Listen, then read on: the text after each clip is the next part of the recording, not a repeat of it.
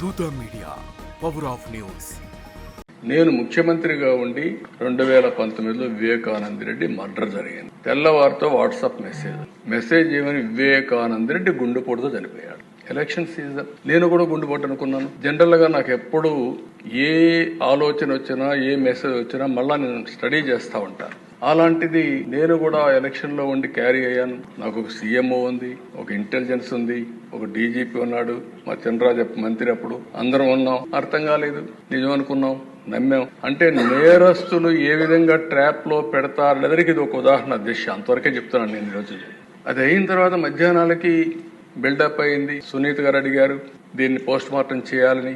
సునీత గారు గాని post mortem అడగకుండా ఉండుంటే క్రిమేషన్ అయిపోయేది. అంటే నేను ఎందుకు ఇవన్నీ చెప్తున్నానంటే, నేరాలు ఘోరాలు చేసే వ్యక్తుల పట్ల ఏ స్థాయి అయిన వాళ్ళైనా సరే మనం అప్రమత్తంగా ఉండకపోతే మాత్రం మనం న్యాయం చేసినట్టు కాదు, మనం కూడా ఇబ్బందులు పడే పరిస్థితి వస్తుంది. ఆ తర్వాత సాయంత్రానికి ఆ దిశ ఎప్పుడైతే పోస్ట్ మార్టం చేశారో, ఏ టీవీలో అయితే గుండెపోటని చెప్పారో వాళ్లే సాయంత్రానికి మాట మార్చేసి ఇంతవరకు మా తండ్రి చనిపోయాడు, ఇప్పుడు తండ్రి లేని బిడ్డే కాకుండా చిన్నాన్న ఉంటే ఆ పెద్ద దిక్కు కూడా లేకుండా పోయిందని చెప్తే ప్రజలు నమ్మించే పరిస్థితికి వచ్చారు. రెండో రోజు అధ్యక్ష నా చేతిలో కత్తి పెట్టి నారాసుర రక్త చరిత్రను వేసే పరిస్థితికి వచ్చారు. బాధ కదా అధ్యక్ష, ఆవేదన కలగదా? ఏంటి ఇలాంటి అరాచకాలు చేసి కూడా రాజకీయాలు చేయగలుగుతామనే ధీమా నా జీవితంలో ఒకటే చెప్తాను అధ్యక్ష. ఎప్పుడు హత్యా రాజకీయాలు మరక అంటకుండా 45 సంవత్సరాల రాజకీయాలు చేశారు.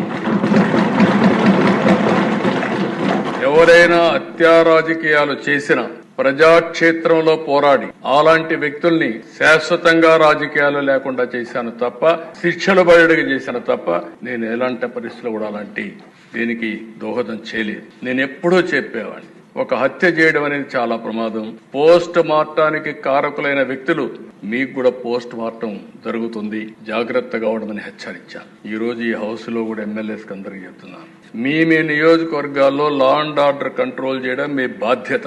లా అండ్ ఆర్డర్ ని మనం గాని విస్మరిస్తే ప్రజల్లో అశాంతి వస్తే కరెక్ట్ కాదు. ఇంకొక విషయం కూడా చెప్తున్నాను, రాజకీయ ముసుగులో నేరాలు ఘోరాలు చేసి ఎదురుదాడి చేసి తప్పించుకుంటా ఉంటే ఈ ప్రభుత్వంలో సాగనివ్వనని మరొక్కసారి చాలా స్పష్టంగా హెచ్చరిస్తున్నాను. హాయ్, నేను మీ ఆర్పి పట్నాయక్. ప్లీజ్ సబ్స్క్రైబ్ టు దూత media. For more updates please subscribe దూత మీడియా.